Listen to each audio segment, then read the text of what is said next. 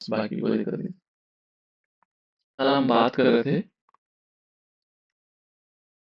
हमने 3-4 चीजें पढ़ ली थी इसमें, है ना?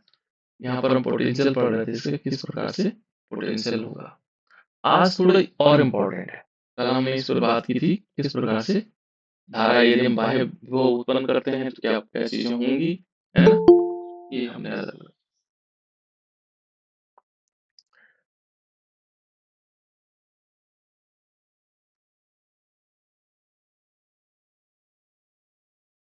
इलेक्ट्रोड विभव हमने पढ़ लिया था। इलेक्ट्रोड विभव देखो क्या है। इलेक्ट्रोड विभव हम कल बात भी कर रहे थे। ध्यान रखना इलेक्ट्रोड विभव क्या है।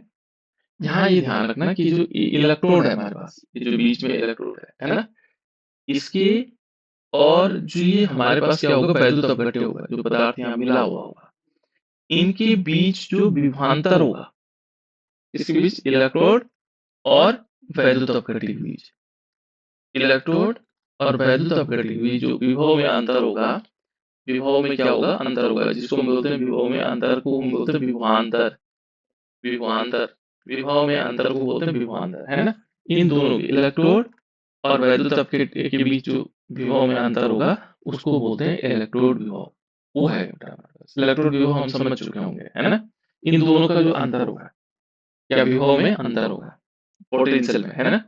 डिफरेंस होगा, पोटेंशियल डिफरेंस, ठीक है ना? तो उसको क्या बोलेंगे, उसको कहा जाएगा इलेक्ट्रोड विभव, ठीक है? मेटल और मेटल आयन, देखो मेटल और मेटल आयन, मेटल ये तो मेटल हो गया और ये मेटल आयन हो गया, इनके बीच जो होगा, जो पोटेंशियल डिफरेंस होगा, इलेक्ट्रिक पोटेंशियल डिफरेंस, उसको बोलेंगे इलेक्ट्रोड विभव, ठीक है? दूसरा हमने सेल विभव की बात की थी। यहाँ पर हमने 3 शब्द यूज किए हैं, ध्यान रखना, इस पूरा टर्म्स इस टाइप के हैं। देखो एक तो हमारे पास इलेक्ट्रोड है, दूसरा क्या है, वैद्युत अपघट्य है, और इनके बीच जो उत्पन्न विभवांतर होगा, वो क्या कहलाएगा हमारे पास, वो कहलाएगा इलेक्ट्रोड विभव, उसको हम क्या बोलेंगे, इलेक्ट्रोड विभव। ठीक हो गया बेटा? इतनी बात तो समझ में आ गई होगी, ये तो सिंपल चीजें थी।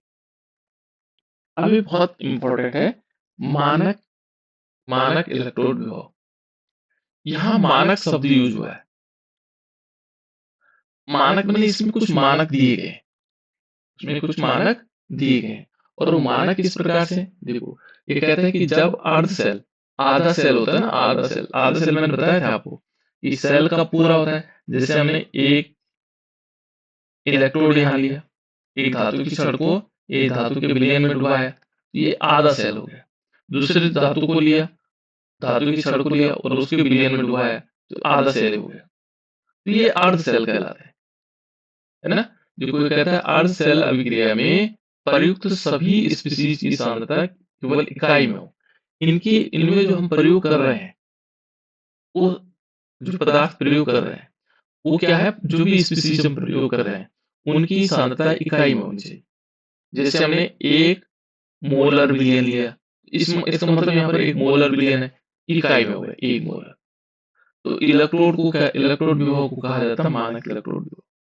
उस दशा में क्या करते हैं, इसको मानक इलेक्ट्रोड विभव कहा जाता है, जहां पर हम क्या लेते हैं, इनकी इकाई सांद्रता इकाई के रूप में लेते हैं, तो उसको क्या कहा जाता है, मानक इलेक्ट्रोड विभव, ठीक है ना? और आईपीएसी नियम अनुसार, देखो आईपीएसी नियम अनुसार क्या कहते हैं कि मानक अपचयन विभव को, जो मानक अपचयन विभव है, को अब मानक इलेक्ट्रोड विभव कहा जाता है।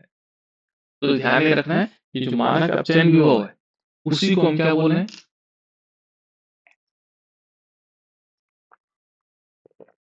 उसी को बोला जा रहा है, मानक अपचयन विभव को मानक इलेक्ट्रोड विभव कहा जा रहा है। देखो ये ध्यान रखो, ये मानक इलेक्ट्रोड विभव, ठीक है ना? तो यहाँ पर हमारे पास मानक इलेक्ट्रोड विभव हो जाएगा। इसमें यदि हम देखें क्या क्या चीजें होती हैं, एक तो 298 केल्विन ताप, यहाँ इस ताप को याद रखिएगा कि 25 डिग्री सेल्सियस होगा, ठीक है ना? 25 डिग्री सेल्सियस पर अर्ध सेल अभिक्रिया, जो अर्ध सेल अभिक्रिया है, में प्रयुक्त सभी स्पीशीज की सांद्रता केवल इकाई में, जो सांद्रता होगी इकाई में होती है, जैसे मोल, 1 मोल पर लीटर, है ना? तो इलेक्ट्रोड विभव को हम क्या बोलेंगे? मानक इलेक्ट्रोड विभव कहते हैं। इसी को हम मानक इलेक्ट्रोड विभव कहते हैं। ये हो गया बेटा हमारे पास मानक इलेक्ट्रोड विभव, है ना? जिसमें क्या होगा? एक तो इनकी सांद्रता क्या होनी चाहिए? इकाई में होनी चाहिए। क्या होनी चाहिए? इकाई में। तो जो इलेक्ट्रोड विभव है उसी को हम मानक इलेक्ट्रोड विभव कहेंगे। और मानक शब्द के लिए हमें, वैसे इलेक्ट्रोड विभव को हम ई से दिखाते हैं बेटा। किससे दिखाते हैं? ई से दिखाते हैं। इलेक्ट्रोड विभव को हम दिखाते हैं ई से। लेकिन जो मानक इलेक्ट्रोड विभव होगा वो होगा ई नोड। क्या होगा? ई नोड। मानक इलेक्ट्रोड विभव क्या होगा? ई नोड। ठीक है, ध्यान रखना। मानक इलेक्ट्रोड विभव को किससे दिखाते हैं? ई नोड से दिखाते हैं। तो यहाँ पर हमारे पास ई नोड जो है मानक इलेक्ट्रोड विभव होता है। ठीक है, अब देखो ये हमारे पास समझ में आया होगा मानक इलेक्ट्रोड विभव क्या है। तो हमें क्या करना है? 298 केल्विन ताप पर अर्ध सेल अभिक्रिया में प्रयुक्त सभी स्पीशीज की सांद्रता क्या होनी चाहिए? इकाई में होनी चाहिए। एक इकाई में हो, है ना? किसमें होगी? एक इकाई में। तो जब वो एक इकाई में होती है, ऐसे इसको कहा जाता है, जब एक इकाई में होगा तो उसको कहा जाता है मानक इलेक्ट्रोड विभव। अब उसको क्या कहेंगे? मानक इलेक्ट्रोड विभव। ये है बेटा मानक इलेक्ट्रोड विभव, है ना? और इसे हम क्या दिखाते हैं? ई नोड से। किससे दिखाते हैं? ई नोड से। ये मानक इलेक्ट्रोड विभव को किससे दिखाते हैं? ई नोड से। ये ध्यान, ये हमारे पास ई नोड है। क्लियर? तो ये बड़े ये मानक इलेक्ट्रोड विभव। इससे आगे चलते हैं। देखो गैल्वेनिक सेल हमने पढ़ा था, कल हमने गैल्वेनिक सेल को पढ़ा था। गैल्वेनिक सेल की वह अर्ध सेल है। देखो यहाँ पर जो गैल्वेनिक सेल होगा, गैल्वेनिक सेल में एक ऑक्सीकारक होगा और एक अपचायक होगा। इसको गैल्वेनिक सेल को इस प्रकार से बना होता है। गैल्वेनिक सेल होता है वो इस प्रकार से होता है।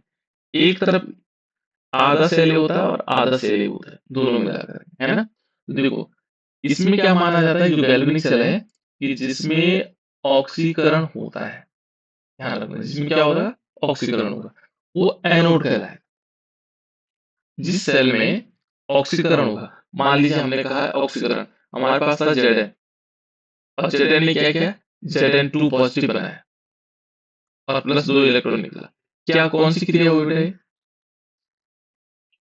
कौन सी क्रिया हुई? बताओ लोग,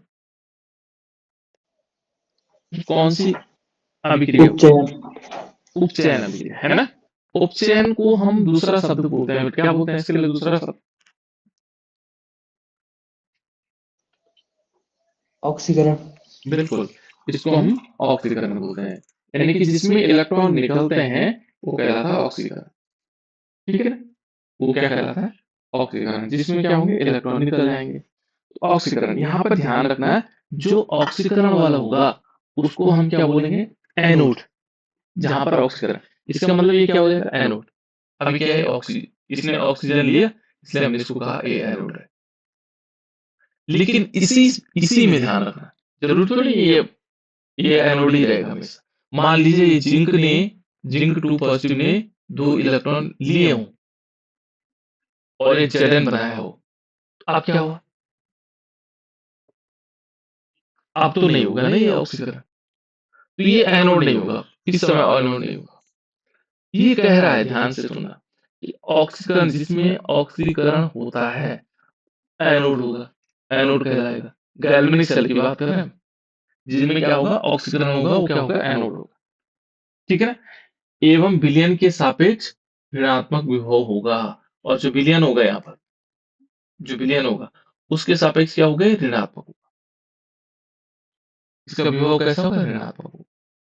दो चीजें याद रखना बेटा, गैल्वेनिक सेल में क्या होगा कि जिसमें ऑक्सीकरण होता है वो एनोड कहलाता है, और इसमें क्या होगा? विलयन के सापेक्ष इसका विभव कैसा होगा? ऋणात्मक होगा। ये लाइन याद रखना, इसका विभव कैसा होगा?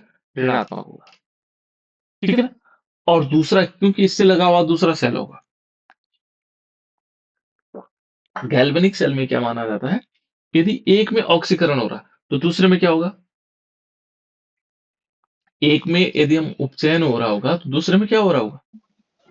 अपचयन। बिल्कुल, वेरी गुड। ठीक है, दूसरे में अपचयन हो रहा होगा। तो परफेक्टली बेटा, एक में यदि क्या हो रहा होगा? उपचयन हो रहा होगा तो दूसरे में क्या हो रहा होगा, अपचयन हो रहा होगा। तो ये कहता है देखो, दूसरा जो अर्ध सेल है जिसमें अपचयन होता है वो कैथोड कहलाएगा। जिसमें उपचयन हो रहा होगा वो तो एनोड हो जाएगा, और जिसमें अपचयन हो रहा होगा, रिडक्शन हो रहा होगा, तो उसको कहलाएगा कैथोड। याद रखना ये शब्द, क्योंकि आगे इसमें बहुत चीजें आने वाली है ना। उसको हम क्या बोलेंगे, कैथोड बोलेंगे, है ना। और इसका जो विभव होगा, है ना, विलयन के सापेक्ष वो धनात्मक होगा। ठीक है, दो चीजें याद रहेंगी, एनोड ऑक्सीडेशन और नेगेटिव विभव, है ना। इसमें बल्कि शायद हमारा लोन याद रखना पड़ता है ना। लोन सबसे ज्यादा इंपॉर्टेंट, LOAN, लोन। तो लेफ्ट हैंड साइड में ऑक्सीडेशन होगा, एनोड कहलाएगा, और उसका नेगेटिव ऋणात्मक विभव होगा। ये है बेटा लोन से, में ऐसे याद रख सकते हैं, है ना। ये लोन के हिसाब से हम इसको याद रखा जा सकता है। ये गैल्वेनिक सेल है। देखो अभी कहता है कि इस प्रकार के दोनों इलेक्ट्रोडों के मध्य क्या होगा, एक विभवांतर होता है। एक तरफ धनावेश होगा और एक तरफ ऋणावेश होगा। यदि विभवांतर एक ही सेल में हो, अर्ध सेल में होता है, तो तब कहलाता है इलेक्ट्रोड विभव। तब क्या कहलाता है, इलेक्ट्रोड विभव। लेकिन अभी क्या हो रहा है, अभी विभवांतर किस में हो रहा है, दो अर्ध सेलों के मध्य हो रहा है। देखो, एक अर्ध सेल ये है और एक अर्ध सेल ये है। देखो, इस प्रकार दोनों इलेक्ट्रोडों के मध्य एक विभवांतर होता है, इनके विभव में अंतर होगा। ठीक है ना। तो जैसे हम क्या करेंगे, स्विच ऑन करेंगे, यहाँ पर हमने स्विच बटन लगाया रहता है, जैसे हम स्विच ऑन करेंगे, है ना, तो इलेक्ट्रॉन क्या होंगे, ऋणात्मक इलेक्ट्रोड से धनात्मक इलेक्ट्रोड की ओर प्रवाहित होने लगेंगे। जैसे हमने क्या किया, यहाँ पर स्विच ऑन किया तो यहाँ ऋणात्मक विभव से इलेक्ट्रॉन इधर की तरफ आने लगेंगे। ठीक है। और विद्युत धारा की दिशा क्या होगी, देखो विद्युत धारा के प्रवाह की दिशा के विपरीत होगी। ठीक है ना। विद्युत धारा क्या होगी, जैसे इलेक्ट्रॉन इधर आ रहे हैं तो विद्युत धारा हमेशा इधर की तरफ जाने लगेगी। ये किस कारण हुआ बेटा, इलेक्ट्रॉन का प्रवाह किसके कारण हुआ,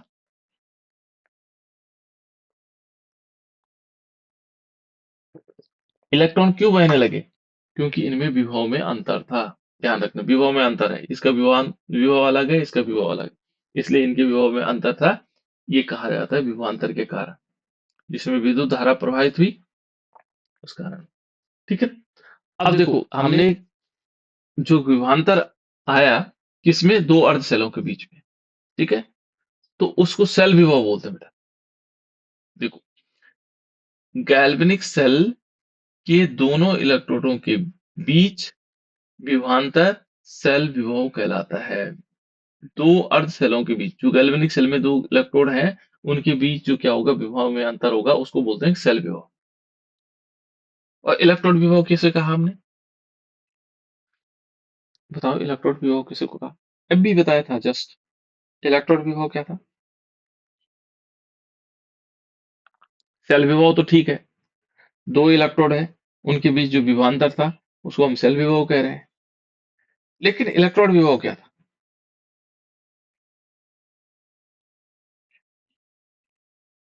किसी को याद है बेटा, अभी तो बताया था।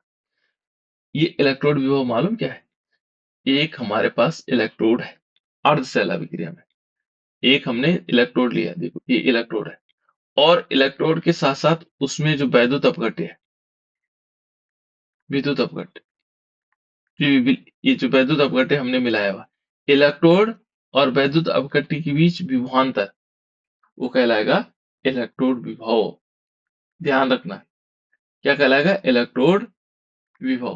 क्या कहा, इलेक्ट्रोड और वैद्युत अपघट्य के बीच उत्पन्न जो विभव में अंतर होगा, एक अर्ध सेल में ये अभिक्रिया हो रही, तो वो कहलाएगा इलेक्ट्रोड विभव। ये है इलेक्ट्रोड विभव। लेकिन जब दो अर्ध सेल है, दो अर्ध सेल, एक अर्ध सेल ये है, एक अर्ध सेल है, इन एक अर्ध सेल और दूसरे अर्ध सेल में क्या होगा, देखो गैल्वेनिक सेल में दोनों इलेक्ट्रोड, अब दोनों इलेक्ट्रोड हो गए, एक इलेक्ट्रोड ये हो गया, एक अर्ध सेल ये हो गया, इनके बीच जो विभव में अंतर होगा उसको हम सेल विभव कहेंगे। ये सेल का विभव है। ये तो कौन सा वाला था, ये इलेक्ट्रोड विभव था। यहाँ पर है सेल विभव। दो अर्ध सेलों के बीच, दो अर्ध सेल है, उनके बीच ये जो क्या होगा, विभवांतर होगा, वो कहलाएगा सेल विभव। और जो एक इलेक्ट्रोड में इलेक्ट्रोड और वैद्युत अपघट्य के बीच जो विभवांतर होगा, उसे कहेंगे इलेक्ट्रोड विभव। याद रखिएगा बेटा, कंफ्यूजन नहीं करना है। एक सेल के अंदर, एक अर्ध सेल के अंदर जो विभव होगा इलेक्ट्रोड और किसके बीच, वैद्युत अपघट्य के बीच, उसको हम बोलेंगे इलेक्ट्रोड विभव। दो सेलों के मध्य, एक सेल ए हो गया, एक सेल ए हो गया, इनके मध्य जब क्या होगा, विभवांतर होगा, तो उसको बोलेंगे, क्या बोलेंगे, सेल विभव। ये सेल विभव है, ये इलेक्ट्रोड विभव। कितने लोगों को समझ में आए?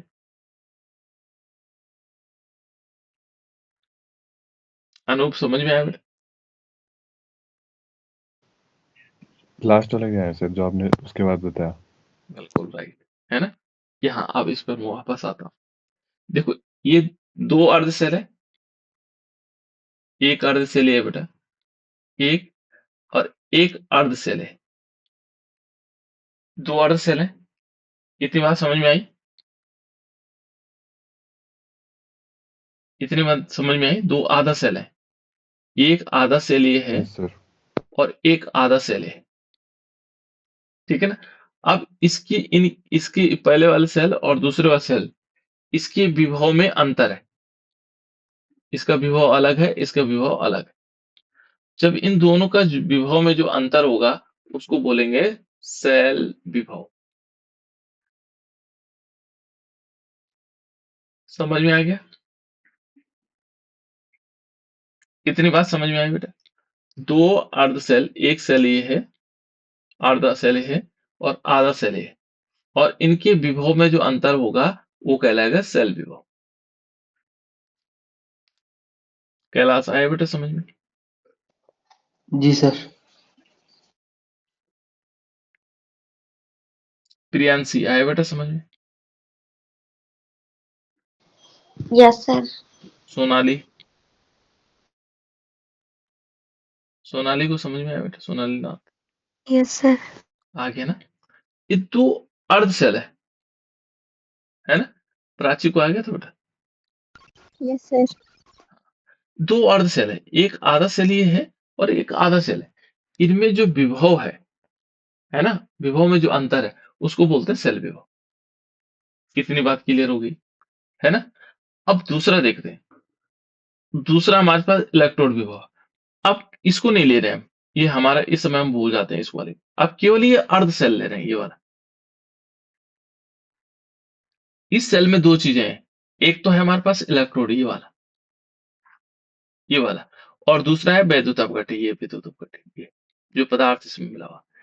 इस इलेक्ट्रोड, ये वाला जो इलेक्ट्रोड है ना, और इसके अंदर जो वैद्युत अपघट्य पदार्थ है, इनके बीच भी विभव में अंतर होगा। इन दोनों के बीच में विभव में अंतर होगा, और वो जो विभव में अंतर होगा, वो कहलाएगा इलेक्ट्रोड विभव। इलेक्ट्रोड विभव। ये क्या हो रहा है, एक इलेक्ट्रोड के अंदर हो रहा है, अभी इससे कोई लेना देना नहीं है इसका, है ना। अभी इससे कोई, इसी के अंदर ये जो इलेक्ट्रोड है, जिंक की रॉड है, और जिंक का जो सॉल्यूशन है, उसके बीच जो विभव में अंतर आया, वो हुआ इलेक्ट्रोड विभव। और जब दो अर्ध सेलों में विभव में अंतर आता है, और पूरा सेल है ना, तो इसको बोलते हैं सेल विभव। ये दो चीजें, एक तो है सेल विभव और दूसरा है इलेक्ट्रोड विभव। अब समझ में आ गया होगा? सिमरन आया बेटा समझ में? Yes sir. Sujal, yes sir. मैं पूछूंगा भी, हाँ झूठ नहीं बोलना। Anshika, yes sir. अंशिका नोटिया आया बेटा समझ में? No sir. नो, यस और no? No. No, no sir. Very good. हाँ, ठीक है। दूसरी कौन थी? आयुषी, सर एक आया समझ में, एक नहीं। एक नहीं आया, ठीक है। देखो बेटा, हमारे पास दो चीजें हैं। अब इन शब्दों को देखो, शब्द है सेल विभव। सेल कब बनता है? जब दो अर्ध सेल मिलते हैं, एक आधा सेल ही हो गया, एक आधा सेल ही हो गया, दो अर्ध सेल है ना, एक आधा सेल ही है और एक आधा सेल है, तो तब बनता सेल। तो यहाँ दो अर्ध सेलों से मिलकर के तब सेल बनता है, तो हमारे पास सेल बन गया है ना। और उस सेल विभव में क्या होगा, एक आधा सेल तो ये हो गया, इसका जो विभव होगा और दूसरा जो आधा सेल होगा उसका जो विभव होगा, उनमें जब अंतर होगा, इन दोनों में क्या होगा, अंतर होगा विभव में, पोटेंशियल में, है ना। तो क्या होते हैं, इलेक्ट्रॉन कैथोड से, एनोड से कैथोड की ओर आते हैं, और जो विद्युत धारा होती है उल्टा बहती है। तो जो इनका जो अंतर है, इसका इस आधे सेल और इस आधे सेल में जो विभव में अंतर होगा वो कहलाएगा सेल विभव, क्योंकि तब ये सेल बन रहा पूरा, तब क्या बन रहा है, सेल बन रहा। दूसरा हमारे पास है इलेक्ट्रोड। इलेक्ट्रोड विभव क्या हुआ, यहां पर केवल इलेक्ट्रोड की बात हो रही, सेल, अब सेल की बात नहीं हो रही, अब किसकी बात हो रही, इलेक्ट्रोड। इलेक्ट्रोड इतना होता है बेटा, इतना इलेक्ट्रोड होता है, ये दोनों मिला देंगे तो सेल हो जाएगा। तो आप इलेक्ट्रोड को समझते हैं। अब इलेक्ट्रोड सेल में तो दोनों आएंगे, इलेक्ट्रोड में क्या आएगा, यदि हम इलेक्ट्रोड को देखें तो इलेक्ट्रोड में क्या आ रहा है, इलेक्ट्रोड में आ रहा है एक धातु की छड़ और धातु का विलयन, उसी धातु के लवण का विलयन, वो इलेक्ट्रोड हुआ। तो इस धातु की जो छड़ है, जो धातु की छड़ है ये वाली, और ये जो विलयन है वैद्युत अपघटित, है ना, इनके बीच में भी विभव में अंतर होगा, इसका विभव अलग होगा, इसका विभव अलग होगा। इस जो वैद्युत अपघट्य है उसका विभव अलग होगा, और ये जो धातु की छड़ है इसका विभव अलग होगा, इनमें अंतर होगा। धातु की छड़ और वैद्युत अपघट्य के विभव में अंतर है, तो उसको क्या बोलेंगे, उसको बोलेंगे इलेक्ट्रोड विभव। आप समझ में आया बेटा, अंशिका नोटियाल, आप समझ में आया, और किसको नहीं आया था, आयुषी को समझ में आया बेटा, यस सर। ठीक है ना। यहां पर यदि सेल में दो सेल का मतलब दो अर्ध सेल, आधा सेल ही है और आधा सेल है ना, इनके विभव में यदि अंतर आ गया तो सेल विभव हो जाएगा। और एक ही इलेक्ट्रोड में, एक इलेक्ट्रोड में धातु और उसके आयनों के बीच, एक वैद्युत अपघट्य के बीच जो विभव में अंतर होगा वो कहलाएगा इलेक्ट्रोड विभव। ये दो चीजें याद रखते हैं, ठीक है, क्योंकि आगे काम आने वाले, इसलिए मैंने इस पे ज्यादा जोर दिया। अब देखो बेटा, हमने सेल विभव भी निकाल दिया और हमने इलेक्ट्रोड विभव भी आपको बता दिया। अब देखो सेल विभव में क्या है, ये कहता है सेल विभव कैथोड और एनोड। देखो सेल विभव क्या होगा, कैथोड एवं एनोड के इलेक्ट्रोडों, इलेक्ट्रोड विभवों का अंतर होता है। जो हमारे पास कैथोड और एनोड है उनके विभव का अंतर होता है, और इसे कहते हैं सेल वैद्युत वाहक बल, इलेक्ट्रोमोटिव फोर्स। ये देखो आप ध्यान रखना, सेल वैद्युत वाहक बल, इसको क्या बोलेंगे, जो कैथोड और एनोड के इलेक्ट्रोड विभवों का अंतर होगा, अपचयन विभव, ध्यान रखना कौन सा विभव, अपचयन विभव का अंतर होगा, उसको बोलेंगे हम, इसे कहते हैं सेल वैद्युत वाहक बल। ये याद करना बेटा, सेल वैद्युत वाहक बल किसे कहते हैं। उसमें क्या होगा, सेल विभव कैथोड और एनोड के इलेक्ट्रोडों के विभवों का अंतर होता है, ठीक है ना, और इसी को हम बोलते हैं सेल वैद्युत वाहक बल, इलेक्ट्रोमोटिव फोर्स, है ना। तो यहां पर हमारे पास क्या होगा, ईएमएफ इसको बोलते हैं, ठीक है। और इस समय क्या होगा, सेल में से, देखो ये कह रहा है इस समय सेल में से कोई धारा प्रवाहित नहीं होती है ना, इसमें सेल में कोई धारा प्रवाहित नहीं होती जब वो बराबर होंगे, ठीक है ना, जब अंतर होगा तो तब आएगा। तो वो कहता है देखो गैल्वेनिक सेल को लिखते समय हम एनोड को बाईं ओर और कैथोड को दाईं ओर लिखते हैं। ध्यान रखना, जो एनोड होगा बेटा हमेशा वो कहाँ होगा, बाईं ओर होगा। गैल्वेनिक सेल में क्या होगा, जो एनोड होगा बाईं ओर होगा, जो कैथोड होगा वो दाईं ओर होगा, दाहिनी तरफ। देखो बायां हमारा इस तरफ है, ये हमारा बायां है, और दाहिना इस तरफ है, ये दाहिना हाथ इधर है। इधर क्या लिखेंगे? इधर लिखेंगे एनोड को, और इधर लिखेंगे कैथोड को। ये याद रखना आप, ठीक है ना? एनोड इस तरफ आएगा और कैथोड इस तरफ आएगा, ठीक है? तो ये लिखने का तरीका है। अब यहां लिखने, तो गैल्वेनिक सेल को लिखने के लिए साधारणतः हम क्या करते हैं? साधारणतः एक धातु है और वैद्युत अपघट्य। मैंने अभी बताया आपको, एक धातु है और वैद्युत अपघट्य, उसके बीच सिंगल ऊर्ध्वाधर रेखा खींचते हैं। जैसे मान लीजिए एक इलेक्ट्रोड बनाते हैं, है ना? बनाते हैं, मान लीजिए जिंक की छड़ लेते हैं। किसकी छड़ ली बेटा हमने? जिंक की छड़ ये ली। किसके विलयन में डालें इसको? जल्दी बताओ तो। जिंक की छड़ को कौन से विलयन में डालें? Zinc sulphate. बिल्कुल। देखो यहाँ पर हमने जिंक लिया, जिंक की छड़ ली और जिंक सल्फेट के विलयन में डाला, ZnSO4 के विलयन में डालते हैं, तभी इलेक्ट्रोड बनता है। तब क्या बनता है? इलेक्ट्रोड। अब जिंक की छड़ और जिंक सल्फेट का विलयन लिया, तो हमने इसको आधा डीप किया, ये हमारे पास क्या बन गया?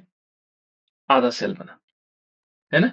और इसको लिखने का तरीका क्या होता है? ये कह रहा है कि जो धातु है, धातु हमारे पास जिंक है, और वैद्युत अपघट्य क्या है? जिंक सल्फेट है, ठीक है ना? तो इनके बीच क्या करते हैं कि एक ऊर्ध्वाधर रेखा खींच लेते हैं ऐसे। ये है इसका लिखने का तरीका। इसको हम क्या करेंगे?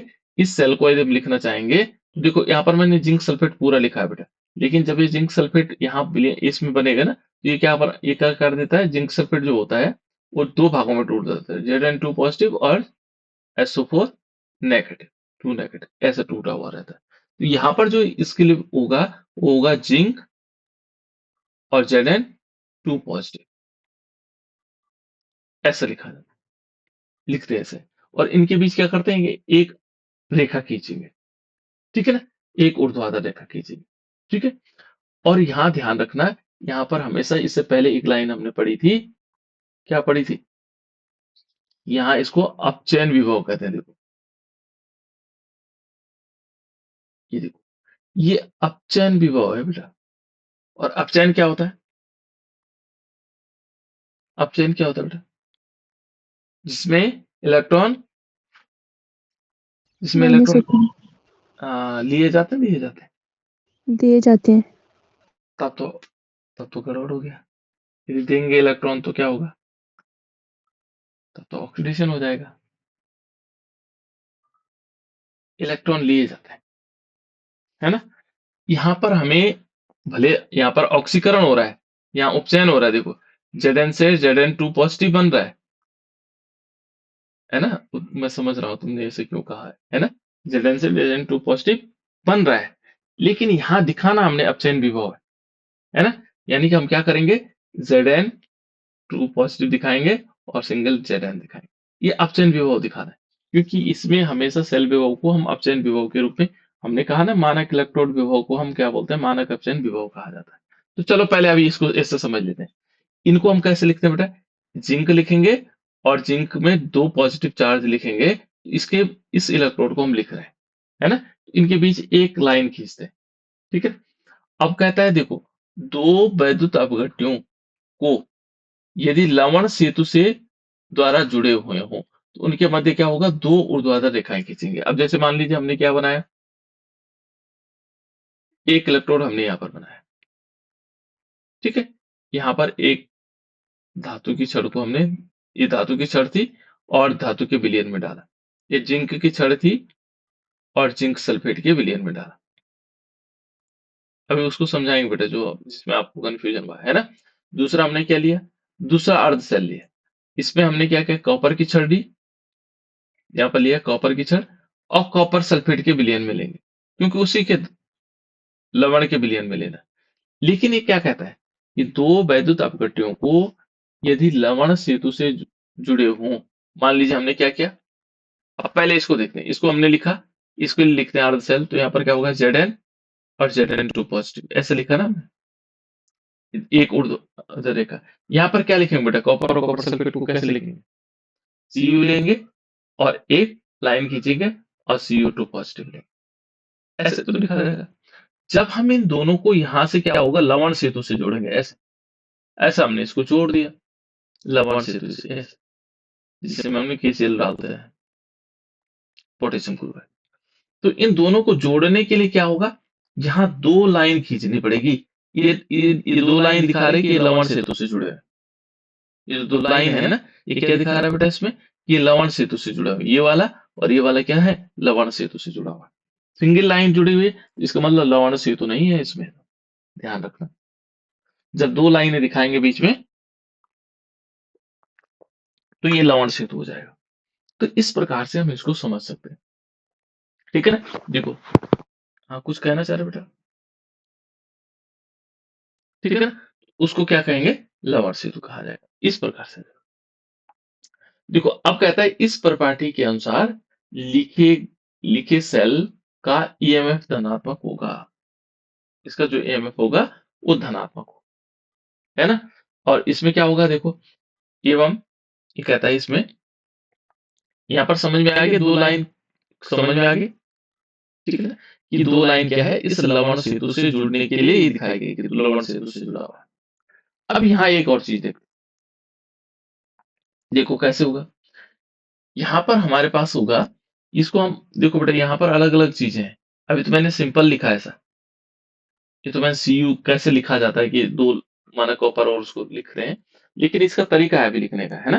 देखो यहाँ पर क्या है, दाईं ओर, देखो दाईं ओर अर्ध सेल विभव, बाईं ओर अर्ध सेल विभव में से घटा दिया दिया जाता है, ठीक है ना। यहाँ पर जो सेल विभव, यदि हम इस पूरे सेल का विभव देखना चाहेंगे, इस पूरे सेल का, तो ई सेल यानी कि सेल विभव बराबर क्या होगा, सेल विभव बराबर होगा ई दाया, दाई तरफ कौन सा है, ये वाला, ठीक है, माइनस ई बाया, जो बाई तरफ है। बाई तरफ कौन है, ये वाला, सॉरी गड़बड़ हो गया। दाई तरफ तो ये है कॉपर वाला, ये देखो दाएं तरफ कौन सा है, कॉपर वाला, और बाएं तरफ कौन सा है, ये वाला। कंफ्यूजन नहीं होना बेटा, है ना, थोड़ी बारी बताने में रहेगी ध्यान, है ना। तो दाया है हमारा ये वाला, तो पहले आएगा कॉपर वाला, फिर आएगा जिंक वाला। तो इस प्रकार से होना है। जो यदि हम सेल विभव निकालेंगे इस पूरे सेल का, तो दाएं में से हम क्या कर देंगे, बाएं वाले को घटा देंगे, तो हमारे पास सेल विभव आ जाएगा, इस पूरे सेल का विभव आ जाएगा। उसका सेल विभव क्या होता है, दो अर्ध सेलों के बीच विभव में जो अंतर होगा वो सेल विभव कहलाएगा, है ना। तो अब हम कैसे निकालेंगे, देखो अभी इस सेल अभिक्रिया है, मान लीजिए एक सेल अभिक्रिया हमारे पास ये, देखो हमने क्या किया, कॉपर और एजी लिया, कॉपर और एजी, है ना, और यहाँ कॉपर एजी ये बना हुआ है। तो देखो कॉपर और एजी का हम सेल बनाते हैं, पहले अर्ध सेल बनाते हैं, तो कैसे करेंगे, इनकी सेल अभिक्रिया लिखते हैं, है ना। तो पहले क्या होगा बेटा, देखो यहाँ दो चीजें हमें काम करनी है। हमने लेना अर्ध सेल, अर्ध सेल अभिक्रिया। पहले कैथोड पर देखते हैं, कैथोड पर कौन जाएगा इनमें, कॉपर जाएगा, एजी जाएगा, पहचान। पहले कैथोड पर पहचान। देखो ये चीजें समझने की है, याद रखने की नहीं है। जब यदि समझ में आ गया और थोड़ी चीजें याद रख ली तो आपको परफेक्ट आ गया। देखो बेटा इसमें कैथोड पर कौन जाएगा, कह रहा है कैथोड पर,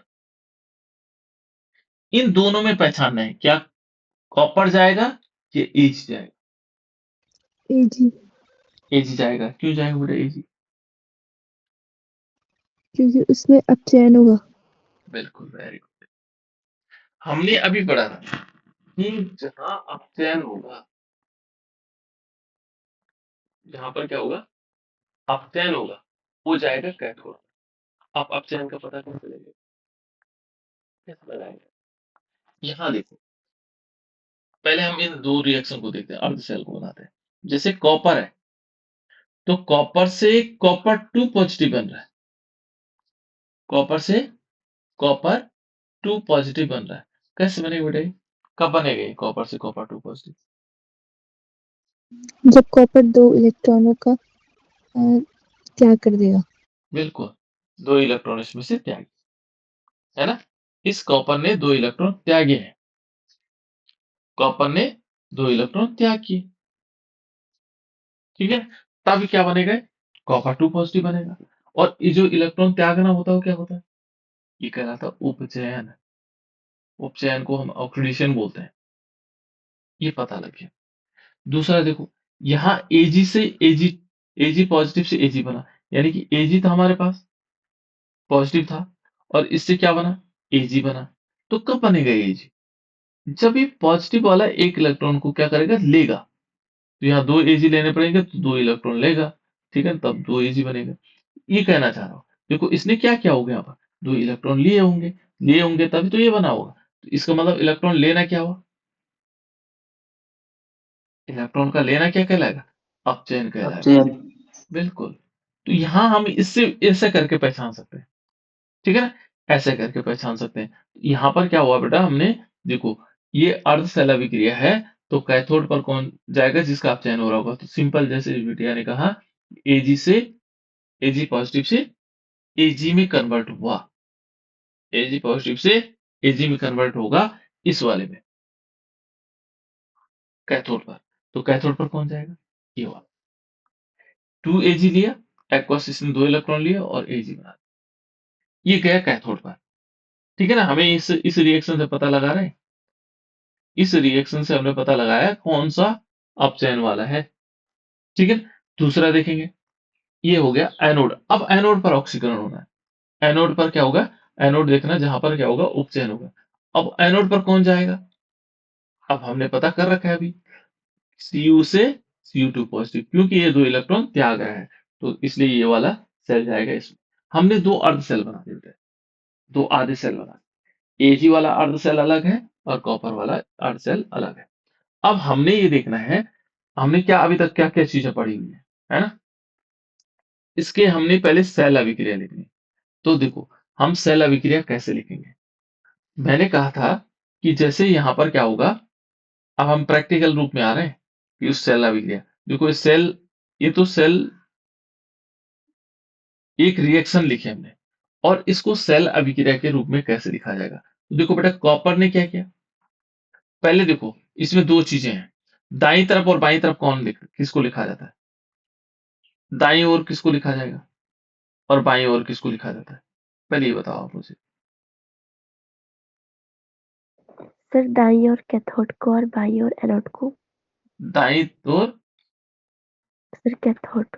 कैथोड को लिखा जाता है और बाईं ओर एनोड को। ये याद सभी को होगा, अभी हमने पढ़ा ना। तो बाईं ओर कौन लिखा जाएगा? एनोड। तो एनोड पर कौन है? एनोड पर ये हो रहा है, ये एनोड पर हो रहा है ना? एनोड ये है, तो इसको कहाँ लिखेंगे? बाईं ओर। तो एनोड ये वाला लिखा जाएगा बाईं तरफ, ये बाईं तरफ लिखा जाएगा, और दाईं तरफ ये लिखा जाएगा। ये हमारे पास क्या होगा? दाईं ओर होगा। एक मिनट है।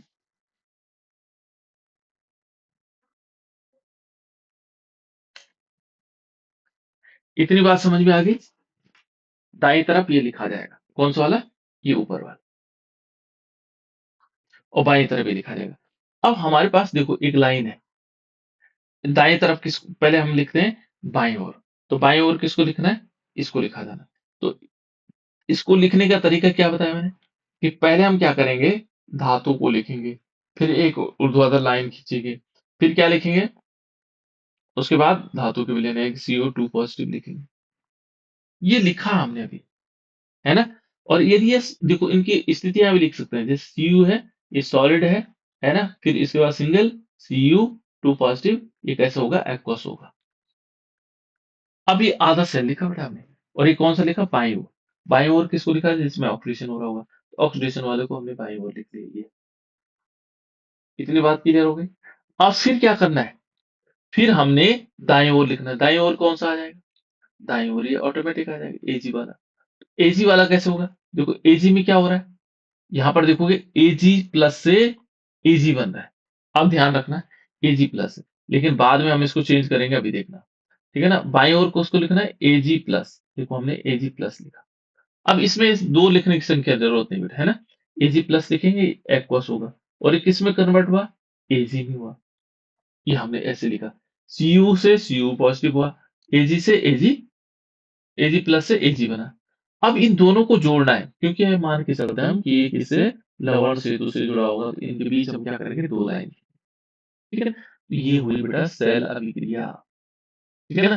देखो सिल्वर इलेक्ट्रोड कैथोड की तरह और कॉपर इलेक्ट्रोड एनोड की तरह कार्य करते हैं, है ना। सेल को निम्न प्रकार से निरूपित किया जाता है। ये सेल हो गया, ये सेल हमने बना दिया। अब इस जो ये अभिक्रिया थी उसको हमने सेल के रूप में ऐसे लिख लिया। इतनी बात समझ में आए सबको, आई या नहीं आई, पहले बताओ। Yes sir. सबको समझ में आ गया ना? अन्य बच्चों को बताओ बेटा, सबको समझ में आई? हरे कृष्ण। ये वाला नहीं आया। क्या जो सेल अभिक्रिया बनानी नहीं आई? नहीं सर। चलो कोई बात नहीं, फिर बता देते हैं, है ना। यहाँ पर 2 चीजें पहले देखो, सेल अभिक्रिया को लिखने के लिए 2 चीजें हमें चाहिए। पहले सेल अभिक्रिया हमने देखी, हमारे पास थी सेल अभिक्रिया, यहाँ पर था Cu, ये सॉलिड है, और इसमें क्या हुआ, 2Ag प्लस, है ना, एक्वस के रूप में आया। यहाँ पर हमने क्या किया, Cu2 पॉजिटिव एक्वस लिया, और यहाँ पर आया Ag, ठीक है। तो सबसे पहला काम क्या करना है, सबसे पहले काम हमने 2 इसमें देखना है कि क्या इसमें क्या चीजें हो रही है। देखो कॉपर को देखेंगे, तो कॉपर को देखते हैं, कॉपर से कॉपर 2 पॉजिटिव बना, ये सेल अभिक्रिया है कि कॉपर से, क्योंकि कॉपर से क्या हुआ, कॉपर सॉलिड था, इसने क्या बनाया, कॉपर 2 पॉजिटिव बनाया। कब बनाते बेटा 2 पॉजिटिव, कब बनाते हैं, 2 धनावेश कब आएंगे, हरे कृष्ण बता बेटा, 2 धनावेश कब आएंगे,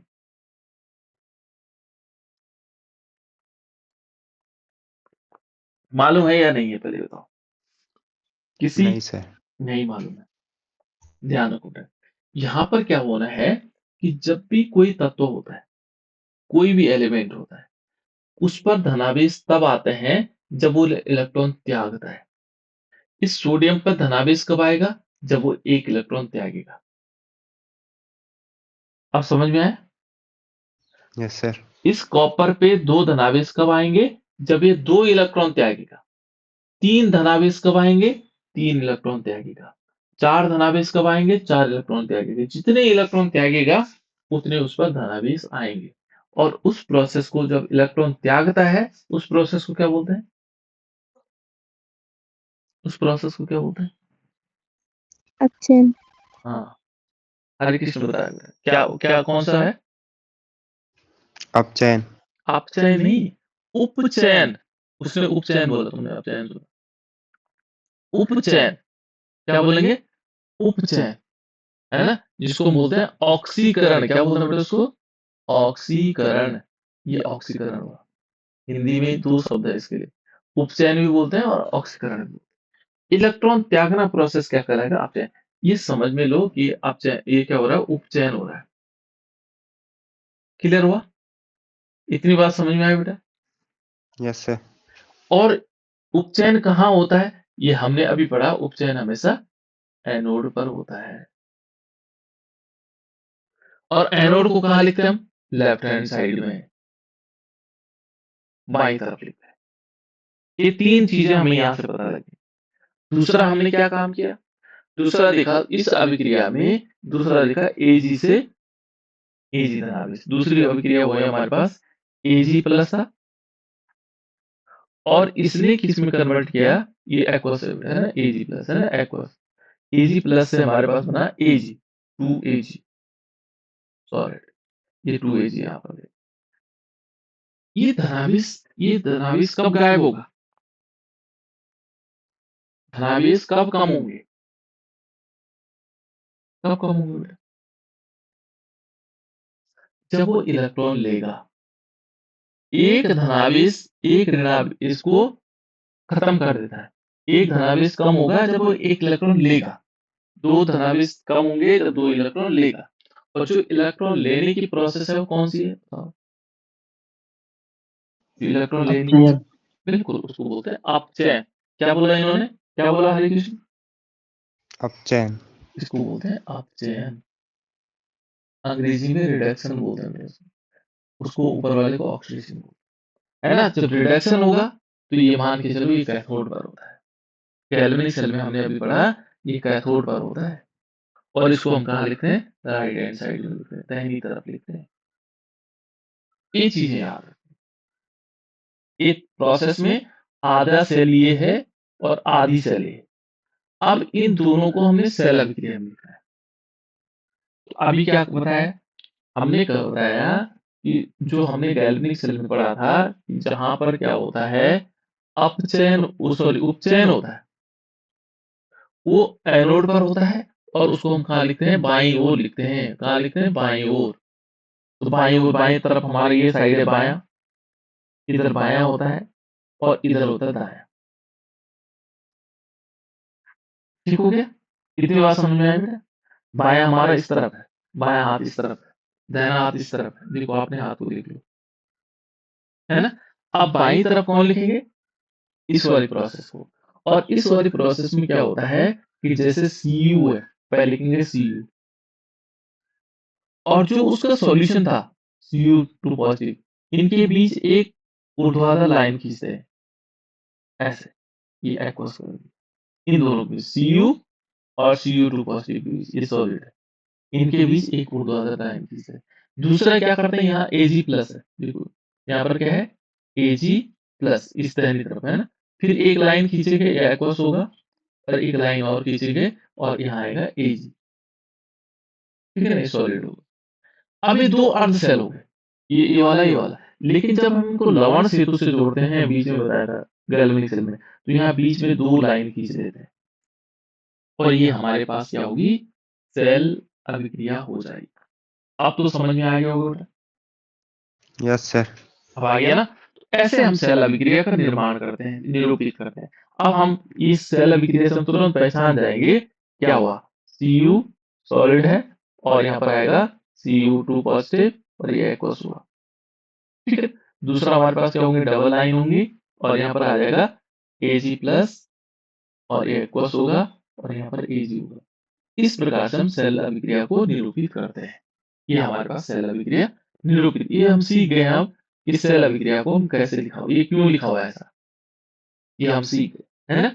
देखो बेटा, अब हमने क्या करना है, ई सेल जब निकाल रहे होंगे, सेल विभव निकाल रहे होंगे, तो दाहिने में से हम क्या करेंगे, बाएं वाले को घटा देंगे, है ना। ये सेल विभव निकाला जाता है। तो देखो सेल विभव में क्या होगा, दाहिनी तरफ कौन था, यहाँ पर और भी समझ लेते हैं। देखो दाहिनी तरफ कौन था, दाएं तरफ हमारे कौन सा है, ये वाला है, दाहिनी तरफ है, ये दायां है ना, और ये बायां है, इतना वाला हिस्सा बायां बायां है ना, ये बायां है। तो हमें दाहिने से दो, दाहिने में से दो, दाहिने में कौन है, Ag। देखो यहाँ पर क्या है, E Ag, ये इस प्रकार थोड़ा गड़बड़ है ना। ई सेल बराबर, इधर में इसको लिखेंगे, ई सेल बराबर क्या आना चाहिए, देखो E, और यहाँ पर क्या है, दाएं कौन है, Ag। देखो Ag Ag Ag plus single line Ag, ठीक है ना। फिर माइनस करेंगे, बाएं कौन सा है, तो बाएं वाले इधर, ये बाएं वाला है। ई यहाँ पर क्या आएगा, यहाँ पर क्या हो रहा है, Cu2 पॉजिटिव। अब यहाँ पर थोड़ी सी अंतर देखो, हमने लिखना था Cu, ध्यान से सुनना है, यहाँ पर देख लो बेटा, ये इंपॉर्टेंट है, इसी की बात कर रहा था मैं। देखो Cus था और Cu2 पॉजिटिव था, तो हमने पहले Cu लिखना था, तो पॉजिटिव क्योंकि जैसे हमने यहाँ लिखा, यहाँ हमने क्या लिया, Ag प्लस और Ag लिखा। लेकिन यहाँ पर हम क्या कर रहे हैं, यहाँ पर हम लिख रहे हैं Cu2 पॉजिटिव पहले लिख रहे हैं, ऑब्लिक Cu।